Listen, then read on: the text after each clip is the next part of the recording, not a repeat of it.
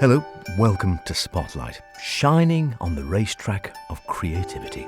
Spotlight, brought to you by the Isle of Man Arts Council.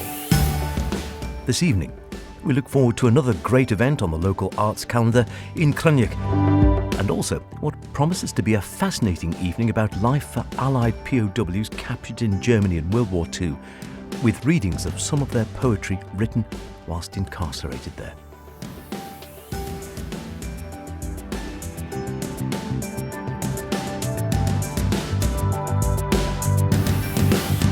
Remember, do get in touch with any creative artistic endeavours you might be involved in, planning, hoping to create, or would really like to put in the spotlight. Poetic, theatrical, musical, literary, ceramic, sculpted, drag, film, mime, social media, all the others. Email spotlight@manxradio.com or Howard Kane with an E at manxradio.com. Always delighted to hear from you no matter what it is, and it'd be great to feature you on the programme. What are you waiting for? So we're already almost halfway through the year. Where does the time go? I'm sure it goes faster the older you get, which means we're rapidly heading towards one of the island's great Celtic gatherings, namely Yn Chrunniaght.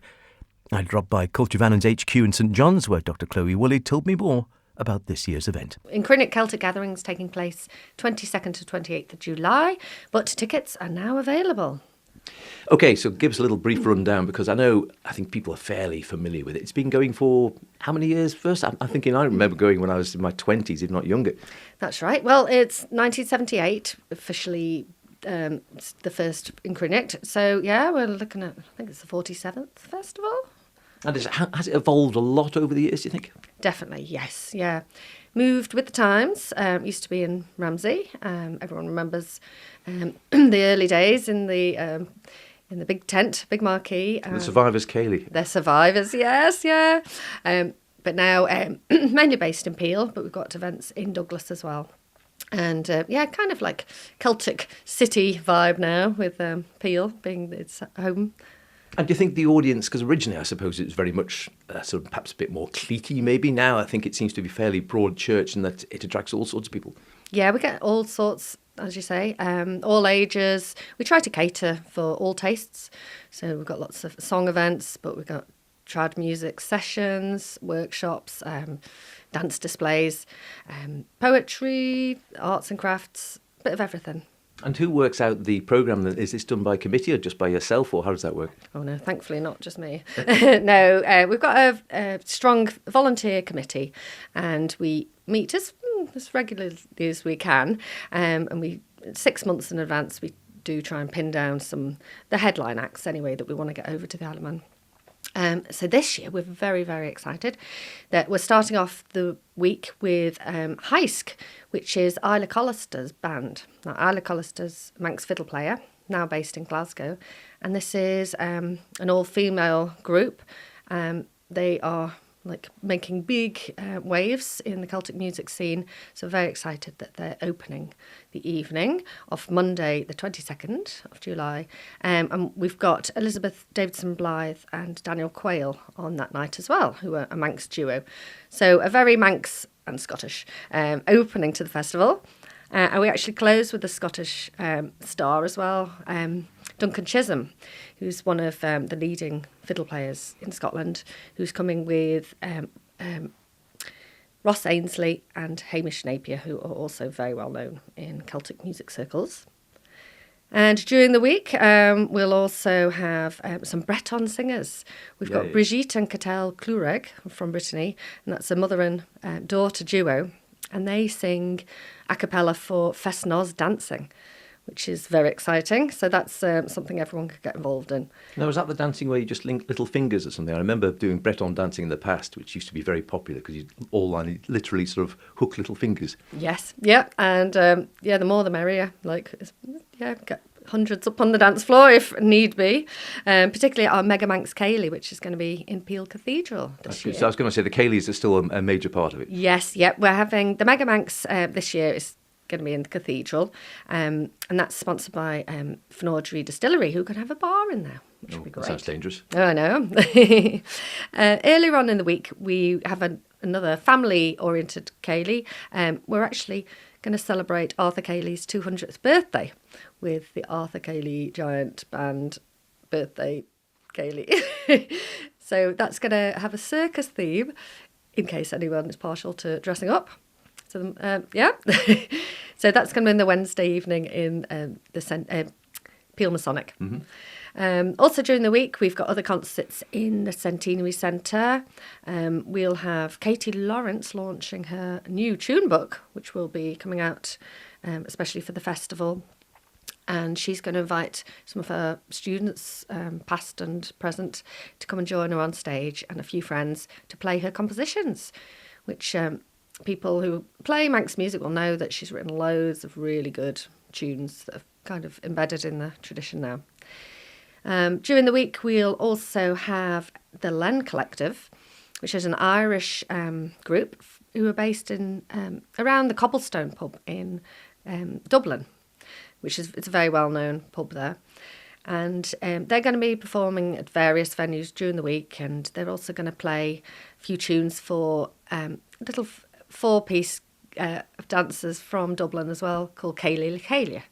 And it's like a community club that they're all Irish Gaelic speakers, and they're going to come over and do lead a few set dances in Irish. During the week, we've also got a special concert about the Celtic seasons. And this is going to be a variety of acts from the Isle of Man, but some of our visitors as well. And this was inspired by the Ian O'Leary lecture that's going to take place on the Thursday. And we've invited Brigitte Clureg to give this lecture about St Bridget in Brittany. And of course, we've got lots of references to Bríse here in the Isle of Man, and we have our songs and traditions. So she's going to give a talk about that, which is going to lead later on that evening into a exploration of the Celtic seasons through the different Celtic nations. So that should be very exciting. Is that sort of because it's all about the Celtic nations and such like? It seems to me that they're stronger than ever these days. The sort of interest in Celtic nations and in fact the desire to get together and sort of celebrate the culture. Yeah, and in the Isle of Man, I think we're particularly good at it, aren't we? With our Hop Tuné and Hunt the Wren. I think some of the other nations are actually looking and saying, "Oh well, we have that as well," and reviving certain traditions. Of course, Cornwall have got their own peculiar traditions, and Wales. So during the evening, we'll have a little taste of what happens in those nations throughout the year, which will be great. Saturday, we have a lovely gathering in the cathedral grounds, and we'll have a big craft fair in the Corrin Hall, and we'll have recitals going on in the cathedral from 11:30 till 4. And on that final weekend, we're collaborating with Peel Sea Fest, which is based down at the Sailing Club. So we're going to have some music and dance going on. Marvellous. Around there. And we've also got lots of little fringe events happening with our festival friends. We've got lunchtime sessions at Noah Market Hall, Monday to Friday from 1 o'clock. Different Celtic nation every day. So it's worth going all week and having a lunch there. Yeah, been to a few of those. Very good. They're lovely, aren't they? We've got lunchtime performances and workshops at the House of Manannan. And we're very pleased that Soundcheck Charity have sponsored the educational angle. So every day at 12 o'clock, there's going to be a workshop free to attend of some kind. And we've also got lots of events happening down at Black Dog. And also we've collaborated with Shore Slant for the Sailor Shelter Wednesday night folk club. So we are all over Peel. Miller's Tale, there'll be some sessions. White House, of course. You won't be able to miss Yn Chrunniaght. Won't be able to move for Chrunniaght going on left, right and centre. Brilliant stuff. Is there a programme? It's normally a programme out of activities? We will have it out very, very soon. We're just fine-tuning all of the intricacies of the lineup. But you can buy tickets go to celticgathering.im, and there's a ticket button there. You can either buy individual tickets for all the ticketed events. There's absolutely tons of free events as well. And to get a bargain, you can get a festival pass for £60, which gets you into everything. Brilliant. Yeah, it's very good value because I think you save about £17. And they are limited edition. So quite a few people have bought those already. but snap them up very soon. And is it a sort of a fourth bridge job, the Chrunniaght? Is it a case of, right, one Chrunniaght finishes, you have a few weeks off, then you start sort of looking at, right, what we're going to do next year? Pretty much, yes, yes. Yeah, we've already got ideas for next year, which, we have to plant the seeds, and then, but also there's lots of like last minute things as well that we throw in and go, oh yeah, we've still got time to do that. We'll also have a film night as well, which we're in collaboration with Films in Peel. So we're working on that at the moment, and we're hoping to show The Camino Voyage, which is an Irish Gaelic film about a boat crossing from Ireland over to Galicia with a bunch of traditional musicians on board. So that should be a very interesting watch. Brilliant. It sounds really good. Looking forward to already. Programme, look out for that. That should be out in the next couple of weeks. Yes. And we'll have them on Tynwald Day, so go along to the Yn Chrunniaght stall and you can buy some merch, your T-shirts and sunglasses, and pick up a programme there. Brilliant. And we might catch up with you a little closer to the time to see if there's any last-minute changes or see how things are going. Lovely. Thank you. Go mad. It's always great fun, something for everyone. Rumour has it, the wonderful shanty group Minds a Shanty also singing at a couple of Chrunniaght events in Peel, including the song night at the Masonic Hall. Not that I'm biased. Loads of other wonderful events and acts, of course, as we have heard, all sorts of music, workshops, etc. Great value if you get that festival pass. What are you waiting for? Spotlight, brought to you by the Isle of Man Arts Council. Before we know it, Litfest 24 will be upon us, but the festival organisers keen to try to spread word-based events through the year these days to share the love and passion for the written word. And with that in mind, there's what's sure to be a fascinating event coming up at the end of June in an equally evocative setting, namely the wonderful Aviation and Military Museum next to the airport. Dr Stacey Astill will give a talk about the day-to-day life of Allied POWs who had been captured in Germany during the last war, which will be interspersed with performances of some of the poems the men had written whilst incarcerated in the German camps. I asked Stacey how she'd come to study and write about this fascinating aspect of both history and culture. So I am a researcher. My PhD was in the experience of Allied Anglophone prisoners of war held in Europe during World War II. Slips off the tongue, yeah? It's just a little bit of a mouthful. But basically, my focus is people like the Manx prisoners who were captured and held in Germany during the war.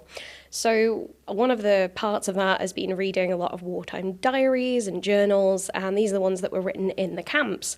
I found these a great source of research material generally, but one of the things that's really struck me is the amount of poetry in them. And these poems were not just in one diary, you'd find them in a whole range of different ones. And I think that's what's so fascinating about it. These poems were written because of an experience they were all going through, which made them very, very relatable to a lot of the different men. So you kind of see some of them popping up again and again. And the other thing I find really interesting about them is just how much you can get from a poem. So I have some men that will write in their logs every single day, just little bits of information about the camp. But sometimes with these poems, you can just get so much more out of them. They describe a lot more. They talk about the frustrations or the positive bits, the entertainment. And you just get so much information from something that may seem simpler than a full log of diary entries, but tells you a lot. Which camps are we talking about? So there's a whole range of different ones across Europe. Basically what we're looking at is stalags, which are for other ranks officers. So this is anyone below the rank of non-commissioned officers. So we have camps like Stalag 8B, which is one of the biggest, more famous ones that you might have heard of as Lambsdorff. We also have Stalag Lufts, which were for airmen. So you've probably heard those in relation to The Great Escape, Stalag Luft 3, Stalag Luft 1. And we also have Marlags in some cases, and these were the naval camps. And then there's also OFLAGs, which are officers' camps. And in some cases, we have the Italian camps as well, which will be the PG camps. What drew you, or what was the fascination for you in this particular work? Because it's, I suppose we hear sometimes on the Isle of Man, people like, the Amadeus Quartet, I think, that got together over here when they were interned, and Kurt Fitters was here, and you quite often hear this. What sort of drew you into this particular sphere for research? Yes, so internment would have been a much easier topic than prisoners of war because obviously there's so many resources over here and the camps were here. But actually this was something that began during my master's, which was way back in I think 2011 it would have been, when I took this small deviation, and I decided that I was going to do one very quick conference paper on the experience of Manx prisoners of war. The 129th Battery were all captured on Crete during the fall of Crete, which meant that a huge chunk of them were all taken off to prisoner of war camps. And I thought, oh, this will be interesting. And it was. So I had a very brief look into it and then decided that actually I wasn't going to study what I was planning on studying anymore, and I was studying this. I went on and did my master's dissertation on it, and then also ended up doing a PhD on it, and still haven't stopped because it just really fascinates me. So I don't look at just the Manx experience anymore, but a whole range of experiences of men from all over the world who were the Allied Anglophone prisoners. And I suppose, in many ways, in such a stressful environment, in the place where you're living, like I said, you're imprisoned. You really don't know, I suppose, what your life expectancy is going to be. It's a release valve in many ways. You assume a lot of the poetry is going to be quite sort of soul-searching and sort of, I don't know, maybe life-enhancing or looking at your own life. Is the humour there as well? Oh, absolutely. And humour is such an important part. Humour is a massive coping mechanism in a whole range of different walks of life, but it was very much a case amongst the prisoners as well. On the Manx website, where you can look up the papers, the ones from the Museum and libraries, there's actually an account from one guy who's writing letters home, and then they're being published in the papers, and he writes about how he's done a talk on Manx folklore, and the Isle of Man is a tourism destination, and therefore the tourism board owes a few guineas to the prisoner of war fund and things like this. So there's very much an element of jokiness that comes through. There's comments such as things along the lines of, no, I'm not lonely, there's 2,000 men in camp and all of them live in my room. There's very much a joking tone to it, because I'm not sure how else they would have coped, to be honest. Absolutely. And any particular favourites, sort of poetry-wise, would come up over the research? Oh, there's some absolutely fantastic ones. There's some I really love to hate. So there's the poems To My Daddy and A Child's Soliloquy, and both of these are written from the perspective of a child. So we get some wonderful kind of touches in them, which I truly, truly hate. But they're fantastic for telling you about what the men were thinking about and what was being considered by them. And then one of my very favourites is called Jerry Soup. And this is just all about how awful the food was in the camps. So it's all about all the terrible things he's eaten in his life, but none of them are anywhere near as bad as the soup that they were being given by the Germans. Is it possible to sort of see what happened to any of the men after the war? Yeah, so some of the men I actually researched, I got to interview, which was fantastic. So I managed to do a range of interviews with various ex-prisoners. Some people, their diaries have just kind of come to various areas such as the Imperial War Museum, due to them sadly passing away, but some of them donated them before that happened. There's obviously not a huge amount of men still alive, sadly now, but you can tend to find some information about them with searching. Not all of them, but some. It sounds like there could be actually a whole book in this. Oh, yes. I mean, my PhD was about 100,000 words on the topic, but one of the things I've always really thought would be interesting to do was write to all of the addresses that are in the wartime logs and tell them a little bit about the experience of the men. But that's probably a project for another day with a lot more stamps available. So the evening itself, what format will it take?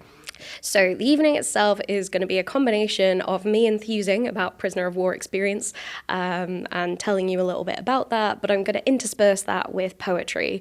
Now, very kindly, some people from Labyrinth, which is the Manx National Heritage group of performers, have agreed to come along and be my poets and performers for the evening. So we're going to try and make those poems quite interactive and engaging for the audience, and I'm using those poems to structure my talks to tell you a little bit about them, provide a little bit of context for what the prisoners are saying. So could we perhaps hear one or two of the poems that you found in your research?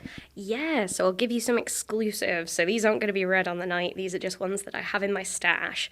So the first one I'm going to read you is Deutschbrot. The staff of life, the food of men, differs in every nation. In German land, a distinct brand has sprung into creation. The wrapper's shy and piled up high resembles from his distance some blocks of brick, dark brown and thick, remarking its resistance. We find it true this dark brown hue has strength, without a question, to bounce back and shake and never break, which is the prime intention. Cut as thin as tin, toast hard as sin, is now the Kriegi fashion. One loaf per man, margarine and jam help make our weekly ration. It's always good, like age-old wood, but just in case possesses its date of birth stamped on the top, this fact to world confesses. Heavy and hard, with pasty taste, we thankful that these tables graced with what we have, and pray the Lord, may he see fit to give us more. And this is from Richard Hayes' Prisoner of War Journal, and was basically about how awful the bread was. So although they did get a bread ration, it was German rye bread, which was also largely sawdust, or had a high sawdust component. So it was often very unpleasant and unpalatable, despite the fact they were getting loaves of bread to share between them. Yeah, you can imagine in that sort of scenario, food is going to be all important, isn't it? There's not going to be much of it, and it's going to be the first thing you're thinking about, really, particularly when it's rubbish. Absolutely, yes. Do we have another? We do indeed. So this one is actually from a gentleman called Frank Stebbing, who was pretty prolific in the camps with writing. You'll see his in a lot of other people's logs attributed to him, and you'll also see it in some of the newspapers. So Frank Stebbing is the usual attribution for these. And this poem is called Old Folks, and I just think it's very sweet because it shows they weren't just thinking of themselves, but those at home as well. Lord, keep the old folks safe from fear, at home while I am over here. I pray that you would let them know I wear their hearts where'er I go. Let war and death be, in their eyes, a thing of heroes' paradise. May they not fear the naked rain, nor guess the actual hurt of pain. Do blind their hearts to thirst and cold, for Lord, they are so sweet and old. Tell them I stride with vigorous breath. They need not know the weight of death, nor need they sense the truth of strife. They have so little left of life. Lord, bless tonight the ancient beds, where wakeful toss their dear old heads, and tell them not to worry, for I'm coming back some day from war. Do comfort them, and pleasingly keep them alive, dear Lord, for me. And you're right, it is. I mean, it's very tongue-in-cheek and sort of quite cheeky, but it's the fact that, this is someone, as you say, who was a prisoner of war at the time. He didn't know how long he was going to survive realistically, or whether he would survive. And as you say, he's actually writing about, a totally different topic to just writing about his own plight. So it takes a lot of character, I think, in many ways. Yes, I think it was so interesting. And there's lovely poems as well about loved ones back at home and things like that. Those are just some funny ones. But obviously, as you can imagine, I've picked most of my favourites for the night, so I don't want to give them away too early. Absolutely. As you say, they're exclusive. So the night itself, the all-important question, what, where, when, and how do people get tickets? So it's on June the 29th at 5:30, and we're actually going to be having this at the Manx Aviation and Military Museum, which I'm very excited about. They've kindly allowed us there. It's a fantastic little museum and free as well if anybody wants to go along in advance. The only thing with tickets now, sadly, is I'm afraid that we're actually sold out. Wow. Which is fantastic Great. news, but we do have a wait list. So if anybody would like to sign up for the wait list, which also helps us see if there's enough interest to provide another event, then please do feel free to go to ticketsource.co.uk and then /Manx Litfest. And as we say, please do register if you are interested, because if somebody drops out, you may be able to get a ticket, or if not, we know that there's interest to pop this event on again. And I'd also just like to take the opportunity to thank Manx Litfest for working in partnership with me on this one. They're very interested in running more events through the year. So if anybody has an idea for something that they'd like to run, or if they have a space they'd like to offer, or both, then please do get in touch with them as well. They're very interested to be putting more on. Terrific. Very best of luck. I know you won't need it. It sounds like a great night, already sold out, and we look forward to maybe more, because it sounds like there's definitely an appetite for it. Best of luck. Thank you so much. Take care. Perhaps it's not surprising that event is already sold out. Sounds fascinating. I'm sorry I'm missing it. You can, of course, as she said, try your luck at getting any return tickets. That's about it for this week. Don't forget, if you want to hear anything again, go to maxradio.com, download the Spotlight podcast, listen where and when you want. Why not try it whilst out dodging bikes on the promenade? But carefully, Howdan. See you next week. Until then, look after yourselves, watch those bikes, whatever you're doing, be creative about it. Cheerio.